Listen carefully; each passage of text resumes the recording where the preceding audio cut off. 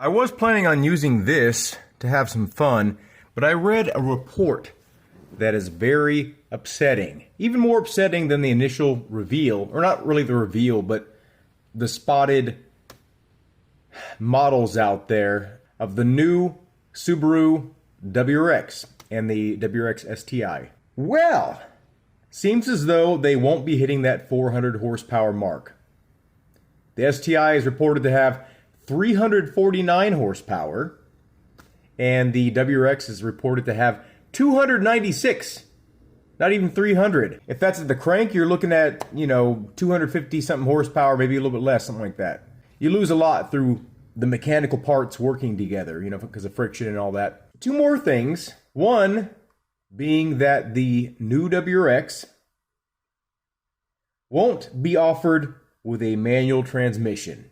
I hope that is not true. That's like, oh, what are you doing? A continuously variable transmission, which, it's great technology, right? You really maximize your transmission and your engine's power like that. But in my experience, the more involved you are with controlling the car and its movements, the more you feel part of it. Maybe I'm just old school and I just don't understand the appeal. We're being more and more robbed of the driving experience, and it's really upsetting to me.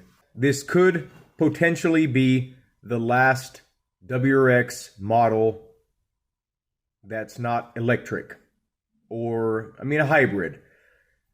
Again, this goes back to my appreciation for like a manual car, and I don't know what the future holds, but I imagine cars are going to get only easier to drive.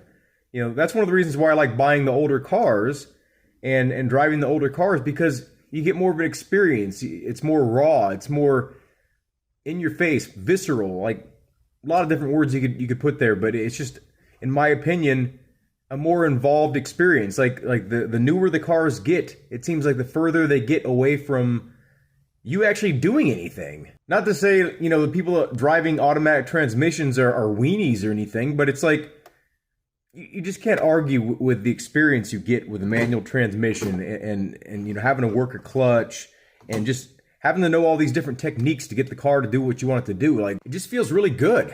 I don't want the next generation of vehicles to just be lifeless things to get you from point A to point B. And that's the direction everything's headed, It's really depressing.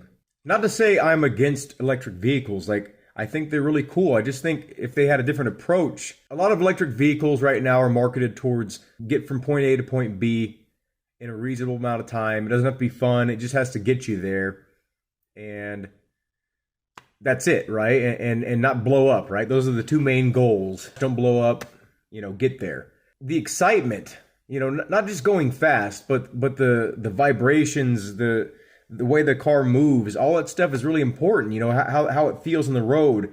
And while I agree with, the environmental impact of the internal combustion engine, and I do agree something needs to be done, I really like what Toyota's doing with the hydrogen combustion engines. Check that out. I'll put a link to it in the description.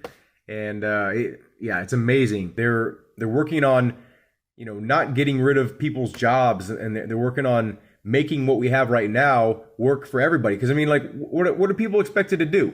Just throw their car away? What about the people that own their cars? Just throw them away and you have to buy an electric vehicle. Okay, well, who's going to pay for that, right? So, Toyota, maybe they'll make a conversion kit. That'd be pretty awesome. A hydrogen powered car, and you can just drink straight from the exhaust. That sounds awesome. Let's do that. Just hook up a tube straight from the exhaust, into the cabin. You just drip it into the driver's mouth, keep them hydrated. That's a symbiotic relationship right there. I really like where your head is on that.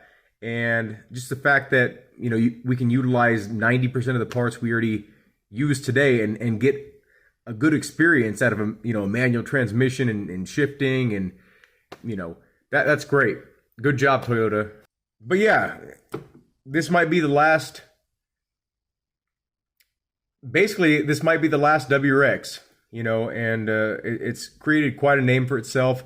It has a huge legacy. I really hope it doesn't go out in this model, because this model looks like garbage. I really hope they prove me wrong and they really wow me when it's released, and maybe just the prototype versions just are not quite there. I don't know, but I've seen them on the streets. not the streets, my personal streets, but I've seen them on the streets online where people captured footage of them testing the new body shape with a camo wrap to make it to where you can't discern the specific features, right? But people have things called computers, and they're able to take that basic shape and you know, figure out the shapes pretty much with your eyes. You can still see the shape. It's just kind of confusing to look at if you just take a glance at it, right? You're like, oh, what was that? I don't know. Who cares, right? I'll read about it on the internet later. I hope Subaru wakes up. We want the car to be smaller. We want the car to be zippy. We want it to be fun to drive, not less fun to drive. We want it to be, you know, in your face, not like put more padding in here. I mean, I guess there are some people that want that, but the WRX is not a luxury car. I don't know why people expect the car to just have, you know, leather seats and stuff like that. Like, it's not a luxury car. It is a performance car. Well, at least, or it used to be. Now it's, I guess, more of a, I don't know what it is anymore. It's just becoming your next rental car. Like, I know.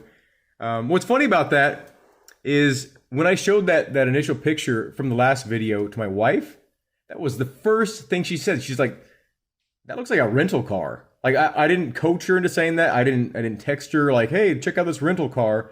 Nothing. That's the first word out of her mouth. Before the video came out, like, it wasn't, she had no exposure to what I said, you know? She wasn't even home when I recorded the video. She was at work still. She didn't hear me. I can't believe that was the first words out of her mouth. It looks like a rental car. And that's exactly what I feel it looks like. You know, the current generation right now, it looks damn good. It looks aggressive.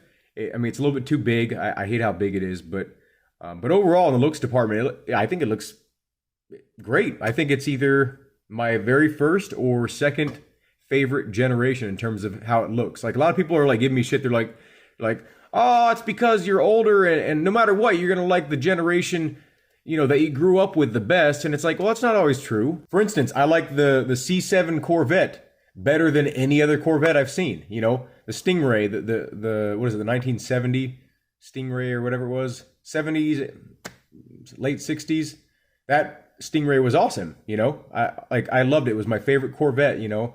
But then the C7 came out, and I'm like, damn, Corvette, good job. It looks modern, it looks mean, and it still looks like a Corvette to me, right? The C8 came out, and it's like, that's kind of weird looking. But it still looks good. You know, the rear end just looks kind of weird, but the front end looks great.